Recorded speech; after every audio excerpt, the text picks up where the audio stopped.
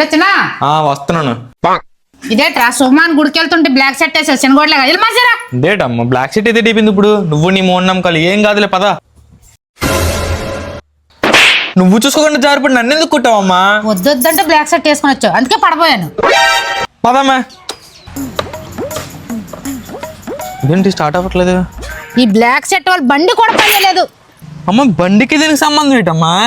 ఇంకేం జరిగి నీ సెట్టే రీజన్ ఉంటుంది మార్క్స్ వచ్చేతానుండు. సరే పద ఇంక బస్కి వెళ్దాం. కంట్రాక్టర్ గారు అనకాపల్లికి నాకు ఫ్రీ టికెట్ మా అబ్బాయికి మామూలు టికెట్ ఒకటి ఇవ్వండి. అయ్యో మీది ఫ్రీ టికెట్ కదా, మీ అబ్బాయి డబ్బులు ఇచ్చి తీసేడేటి మరి? మర్చిపోయి తీస్తేనే దానికే కుడియాలా? ఒకసారి మర్చిపోకూడదు కదా అందుకే తగిలింది. చిన్న ఇంట్లో శనగపిండి అయిపోయిందిరా ఎలాగ వచ్చాం కదా డిమార్ట్ లో తీసుకుందాం పద. శనగపిండి ఒకటే కదా. సరే పద. A few moments later. శనగపిండి ఒకటే అన్నావు కదా, ఇవన్నీ ఏంటమ్మా? అంటే అది ఇంట్లో నూనె కూడా అయిపోయినట్టుందా. సర్లే నూనె కూడా తీసుకుందాం ఎలాగ వచ్చాం కదా. ఈ సబ్బులు పేస్ట్ కూడా తీసుకోవచ్చు. మళ్ళీ మళ్ళీ వస్తాం ఏంటి అవసరమైన అన్ని తీసుకోవచ్చు. అలా అన్ని తీసుకున్నాను సార్. బిల్ 3000 అయింది సార్.